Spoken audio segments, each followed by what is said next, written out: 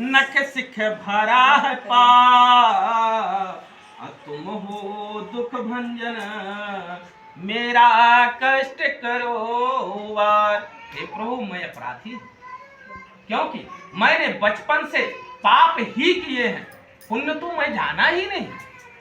न दान देना, न प्यासे को पानी पिलाना, न मंदिर जाना, न किसी प्रकार का होम हवन करना। मैं बहुत बड़ा पापी हूँ, इतना बड़ा पापी हूँ कि जब मैं प्यासे को पानी नहीं पिलाता था तो इससे बढ़ के क्या होगा। लेकिन आप अजामिल जैसे पापी को उद्धार किए। भागवत में कथा आती है अजामिल की, हैं तो कहते हैं आप अजामिल जैसे पापी को उद्धार किए, आप एरावत जैसे हाथी को उद्धार किए।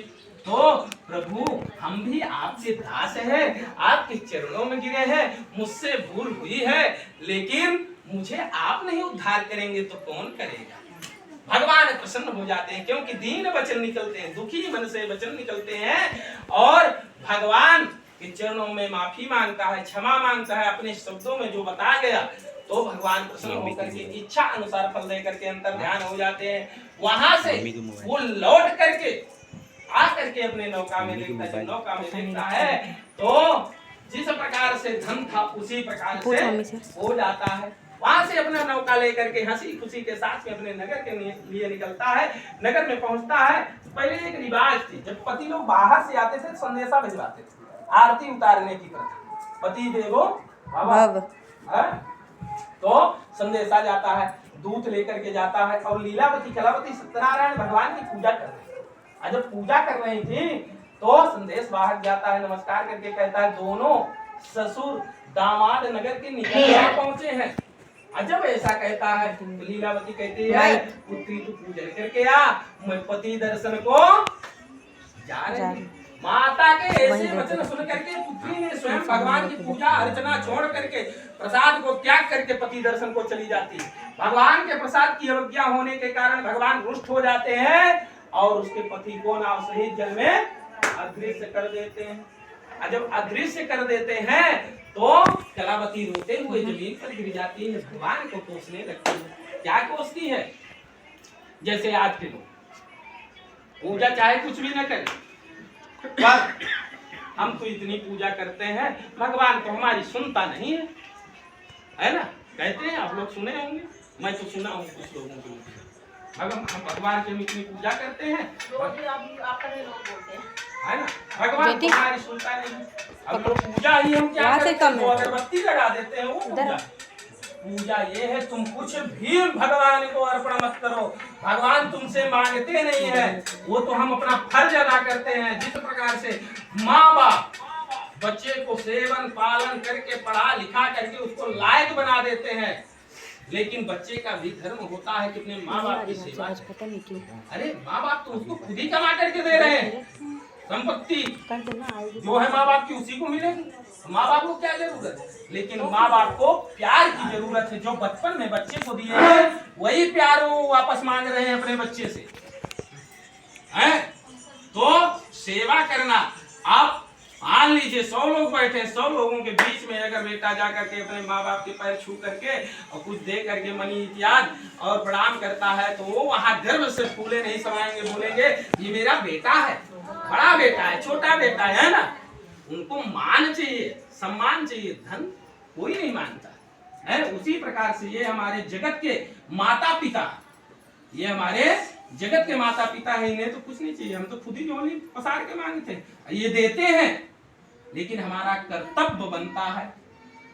तो इसलिए सच्चे मन से, इसमें कहा गया है मानस पूजा। मानस पूजा मानस पूजा का मतलब ये होता है कि मन के द्वारा अगर हम भगवान को समर्पित कर लिए, मन लगा लिए, थोड़ा मन में उनका जो नाम है, अनेक नाम, उनका स्मरण कर लिए, वही सबसे बड़ी पूजा। अब हम पूजा तो कर रहे हैं, अगरबत्ती लगा रहे हैं, नहला रहे, इधर टीवी देख रहे हैं, उधर अरे बच्चे को जाना ही इतना टाइम हो गया, वो पूजा थोड़ी कहलाती।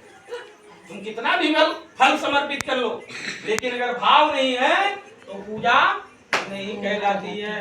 तो उसी प्रकार से वो भगवान को कोसने लगती है। हे विधना तोरे का बिगारा, जो ऐसे आयहू में डारा। अब बिन पति मोरे कहाँ ठिकाना, इससे तो अच्छा मर जाना। हे प्रभु, विधना यानी भगवान, मैंने तुम्हारा क्या बिगाड़ दिया जो कि मेरे आज आंखों के सामने मेरे पति अदृश्य हो गए। जब ऐसा भगवान से कहते अब मेरा जीना बेकार है, मैं मर जाऊंगी। सती प्रथा चलती थी, चंदन चिता बनायो, चंदन की लकड़ी एकत्रित करती है, चंदन की लकड़ी एकत्रित करके उसमें देखती है कीड़े तो नहीं है, मकोड़े तो नहीं है, और उसमें सवार होती है, जैसे सवार होती है वैसे आकाशवाणी होती है, साधु तेरी कन्या भगवान के प्रसाद को छोड़ करके आई है, इसलिए इसका पति अदृश्य हो गया है। अगर ये प्रसाद खा करके वापस आए तो इसका पति अवश्य मिलेगा। कन्या कलावती स्वयं तुरंत जाती है और प्रसाद को ग्रहण करके लौटती है, लौट करके उसका देखती है तो पति सामने। ये है भगवान की ताकत। भगवान की प्रसाद को ग्रहण करके जैसे आती है उसका पति मिल जाता है, खुशी के बारे उछल पड़ती है। पूर्ण आयु, पूरे जीवन भगवान का स्मरण पूजन इत्यादि करके अपना सुखमय जीवन व्यतीत करके लास्ट में वैकुंठ धाम को प्राप्त होती है। श्री कृष्ण पुराणे रेवाखंडे भारतवर्षे भूलोके विदर्भ क्षेत्रे चतुर्थो अध्याय समाप्ति। बोलो श्री सत्यनारायण भगवान की जय, बोले वृंदावन बिहारी लाल की जय, बोले राजा रामचंद्र भगवान की जय। श्री कृष्ण गोविंद हरे मुरारी, हे नाथ नारायण वासुदेवा। श्री कृष्ण गोविंद हरे मुरारी, हे नाथ नारायण वासुदेवा। बोले रंग बलवंत हनुमंत लाल की जय। अब ये जान लो कि हनुमान जी की क्यों जयकारा बुलाई जाती है। धीरे से लेना तो जानते हो? सत्यनारायण की कथा हो रही, हनुमान जी की जयकारा क्यों बुलाई जाती है? धीरे धीरे ये भी जान। कथा चाहे वो राम कथा हो चाहे कृष्ण कथा हो, कोई सुने न सुने, एक श्रोता ऐसे हैं हनुमान जी जो कि हर समय हर कथा में पहुंचते हैं और श्रवण करते हैं। क्योंकि राम और कृष्ण अलग नहीं है, ये भी जान लीजिए। सत्यनारायण कोई अलग नहीं है, उन्हीं की कथा। कृष्ण ही सत्यनारायण है और सत्यनारायण ही कृष्ण है, है ना। तो इसलिए हनुमान जी की जयकारा बुलाना चाहिए। सबसे कलयुग में श्रोता वही है, उनसे बड़ा श्रोता कोई भी नहीं है। नहीं है। नहीं तो कुछ लोग बोलेंगे कि हनुमान जी की जयकारा, इसलिए हमारे मन में आया, हम पहले बता दिए। हम भी वहीं के, आप के यहाँ के रीवा के आगे जावा के पास में हम अभी गए थे। गांव के पंडितों को हम देख आए हैं। हमारे कुछ शास्त्री जी हैं, एक ससुर टाटा गांव उधर के हैं ना, सीधी कही सीधी वही टाटा है सिरमौर के पास। तो रीवा जिला में लगभग सन्ना में, वहाँ टाटा से लेकर के रीवा तक शास्त्री जी हैं, बुढ़े से हैं, नहीं क्या। तो हम गए थे, हमारा पंडित खुद ही जो है धीमा पर गया था। फिर शादी में हमारे बहन की शादी, हम इन शादी का फिर हमको बैठा। तो ऐसा कुछ नहीं है, विद्वता है ना, किसी को नीचे दिखाना चाहिए। अच्छा बोल लीजिए पंचमो अध्याय, ले पंचमो अध्याय, पंचम अध्याय में आसीत तुंगोधर नाम का राजा था और प्रजा पालन में लीन रहता था। एक दिन जंगल में जाता है, जंगल में जाकर के वन पशुओं को मारता है। अब बड़ मूलम तुम वृक्षा, बड़ के झाड़ के नीचे विश्राम करता है। राजा लोग शिकार करने जाता है और बड़ के झाड़ के नीचे विश्राम करता है। वहां जैसे विश्राम करता है, गैया चराने वाले ग्वाल श्री सत्यनारायण भगवान की कथा सुन रहे थे। ना राजा जाता है न नमस्कार करता है। जब वो प्रसाद लेकर के आते हैं तो ठोकर मार करके प्रसाद जमीन पर गिर जाता है। अपने नगर को चला जाता है, नगर में जाता है, नगरी पूरी नष्ट हो जाती है। राजा बुद्धिमान था, चिंतन करने लगता है कि किसी राजा ने चढ़ाई किया होता, युद्ध किया होता, तलवारें चली रहती, बंदूकें चली रहती, यहाँ तो कुछ नहीं दिख रहा, यहाँ अकस्मात सब नष्ट है। 100 पुत्र थे उसके, कितने? 100 पुत्र थे, सबो पुत्र, सुना के बाद में 100 पुत्र जो थे वो मूर्छित पड़े थे। राजा बड़ा दुखी हुआ। दुखी होने के बाद सोचते सोचते उससे याद आया कि हमने भगवान का प्रसाद छोड़ करके आए। हो सकता है, क्योंकि कहा जाता है जब दुख पड़ता है तो सुध आती है, लेकिन उसको विश्वास तब भी नहीं हो रहा था। तो उसको ये हुआ कि चलो एक काम करते हैं, कथा सुनकर के प्रसाद ले लेंगे, आएंगे देखते हैं हरि की इच्छा, अगर हो गया अच्छा तो ठीक है, नहीं फिर दूसरा विचार करेंगे, है ना। विश्वास नहीं था, फिर भी जंगल को जाता है। जंगल में जा करके गैया चराने वाले ग्वालों के साथ में बैठ करके सत्यनारायण भगवान की कथा तो सुनता है, प्रसाद ग्रहण करके आता है। और जब आया तो पूरी हरी भरी जैसे नगरी थी उसी प्रकार से हो जाती है। और 100 पुत्र जो थे वो मूर्छित जो पड़े थे वो सब जीवित मिल गए। राजा प्रसन्नता के कारण अपना राजपाट चलाने लगता और पूर्ण जीवन चला करके सुखमय जीवन व्यतीत करके लास्ट में वैकुंठ धाम को प्राप्त होता। जो इस परम दुर्लभ श्री सत्यनारायण भगवान की कथा मनुष्य करता है उसके सारे मनोरथ पूरे होते हैं। जैसे कि पुत्रहीनों को पुत्र की प्राप्ति होती है, संतानहीनों को संतान की प्राप्ति होती है, निर्धन धनी हो जाता है, बंदी बंधन से मुक्त हो जाता है, निर्भय हो जाता है, तथा सारे मनोरथ जिन्होंने कथा किया वो दूसरे जन्म में कैसे प्राप्त होते हैं। तो सर्वप्रथम कथा किसने किया? सुनाए हमने, सुने आप लोगों ने। कथा कहाँ से प्रारंभ हुई, किसने किया और किसने बताया?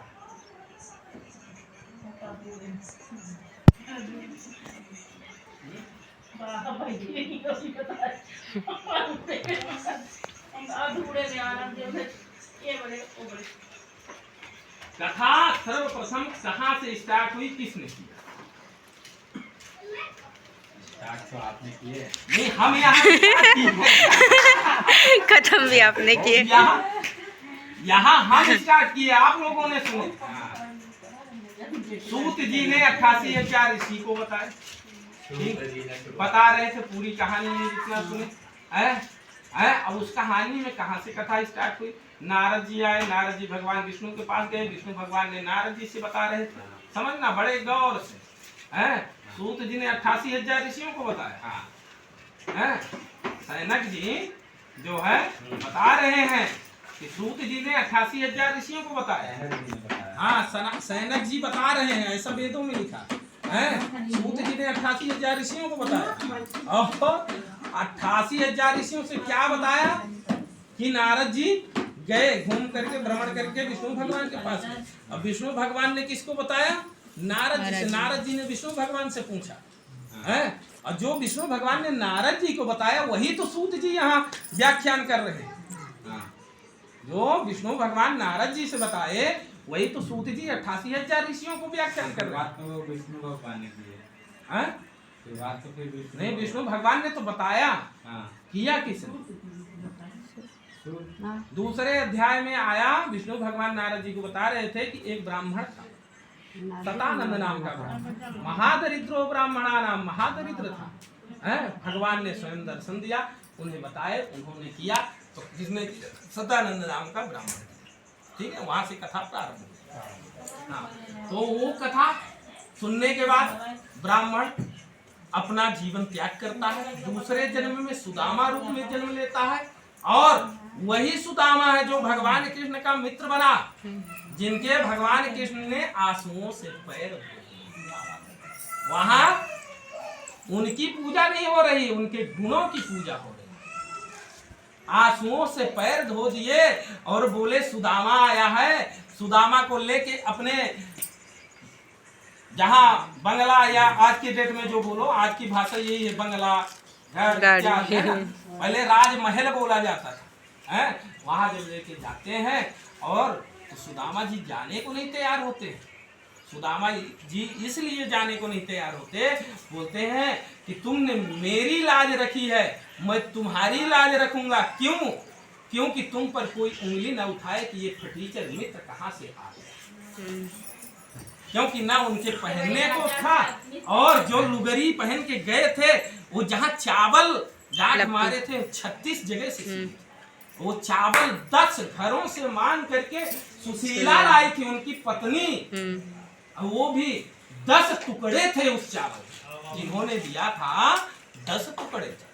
तो जब वहां जाते हैं और उनको ले करके जाते हैं कि अरे सुदामा बाबरा को तो बाबरा रह गया, हम पर उंगली कौन उठाएगा। सुदामा को ले करके जैसे महलों में जाते हैं और अपने सिंहासन में बैठा देते हैं। कौन मित्र बैठाएगा? बैठा देते हैं, चरण पादुका झुलवाते हैं, कहते हैं अरे सुदामा आया है, पूरे महल में जल छिड़कवा दो ताकि हमारा घर पवित्र हो जाए। सुदामा ब्राह्मण आया, पूरे महलों में जल छिड़कवाते हैं और जो है वो मोक्ष को प्राप्त हो। सुदामा जी की बहुत बड़ी कहानी है। ये कहानी अगर बताने लगो तो रोना आता है। ये मोक्ष को प्राप्त होते हैं। उसके बाद में लकड़हारे ने क्या किया, तो लकड़हारे ने दूसरे जन्म में केवट में आया, और जब भगवान राम वन को गए तो नौका में बैठा करके गंगा पार कराया, मोक्ष को प्राप्त हुआ। उसके बाद उनका मुख नाम का राजा, जिसे संतान की प्राप्ति नहीं होती थी, वो उस जन्म में पूजा करते रहता है, लेकिन भगवान से ये सवाल नहीं करता है मैं तो इतनी पूजा किया, तुमने मेरे को एक संतान नहीं दिए, अपना जीवन त्याग देता है। दूसरा जन्म उसका राजा दशरथ का होता है, और राजा दशरथ के रूप में उनके यहाँ पहले जन्म में उन्होंने एक पुत्र के लिए तरस रहे थे, दूसरे जन्म में भगवान स्वयं प्रकट हो जाते हैं। राम लक्ष्मण भरत शत्रुघ्न, अरे जिनके यहाँ भगवान स्वयं प्रकट हो जाए तो उनका तो जीवन ही धन्य हो जाएगा, मोक्ष को प्राप्त होते। तो ये पहले जन्म के करने का फल दूसरे जन्म में मिला। इसमें थोड़ा तेल डाल देंगे, फिर उसके बाद में लीलावती कलावती कंजूस बनिया किया। दूसरे जन्म में मोरक ध्वज राजा के रूप में जन्म लिया, और भगवान दूसरे जन्म में परीक्षा लेने पहुंच गए। कैसे लेने पहुंच गए? ब्राह्मण स्वरूपा कपाल भाती मस्तक चंदन जटा जूट धारण।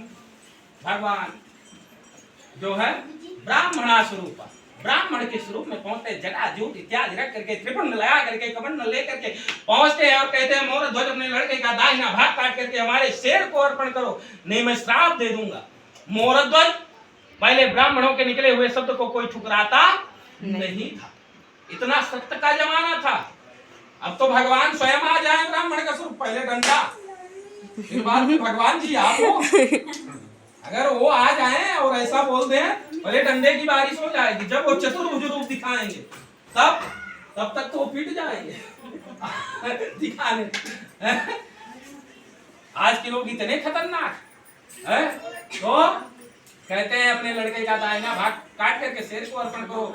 आप मोर ध्वज की पत्नी दाहिना भाग काटने लगते हैं। जब काटने लगते हैं तो भगवान शर्त रखते हैं, किसी के आंख से आंसू अगर गिर गया तो मैं श्राप दे दूंगा, जो तुम्हारे पूर्वजों ने पुण्य कमाया है वो छीड़ हो जाएगा, और तुम्हारी कुल की उन्नति यहीं से राधे राधे। किसी के आंख से आंसू नहीं गिरता। अब लड़के के बाएं अंग के आंख से आंसू टपक जाता, जैसे टपकता है वैसे ही भगवान विकराल रूप धारण करते हैं। अब लड़का तुरंत बोलता है, हो भाग प्रभु हमारी, जो दाहिना भाग प्रभु ने आपने स्वीकारे हैं, बाएं भाग की इतनी बड़ी कहा किस्मत की, इसको भी स्वीकार करें। प्रभु आपने ये दाहिना भाग स्वीकारे हैं, ये हमारा सौभाग्य है, ये तो हमारा दुर्भाग्य है जिसे आपने ठुकरा दिया। काटा तो मैं यहाँ जा रहा हूँ, दर्द यहाँ हो रहा है, क्योंकि ठुकराने का दर्द हो रहा है। कहीं आप इसको भी स्वीकार कर लेते तो आंख से आंसू नहीं लगता। कोई वो साधारण बालक नहीं था, वो भगवान का बहुत बड़ा अनन्य भक्त था, जो पहचान लेता ये तो हमारे प्रभु हैं, ये करुणा के सागर हैं, यही तो हमारे हैं। अब बालक के कारण वो चतुर्भुज रूप में दर्शन देते हैं, और चतुर्भुज रूप में दर्शन जब देते हैं तो बालक के कारण माता पिता भी धन्य हो जाते हैं। पूर्ण आयु जीवित होकर के सुखमय जीवन व्यतीत करके लास्ट में वैकुंठ धाम को प्राप्त होते हैं। उसके बाद पंचम अध्याय में आसी तुंगोधज नाम का जो राजा था, वो दूसरे जन्म में भक्ति युक्त कर्म कर मोक्ष को प्राप्त होता है। श्री स्कंद पुराणे रेवाखंडे सत्यनारायण व्रत कथायां विदर्भ क्षेत्रे अंतर्गतः पंचमोऽध्याय समाप्ति। बोलो वृंदावन बिहारी लाल की जय। सत्यनारायण कथा समाप्ति। बोले राधा रानी सरकार की जय। हाँ छोड़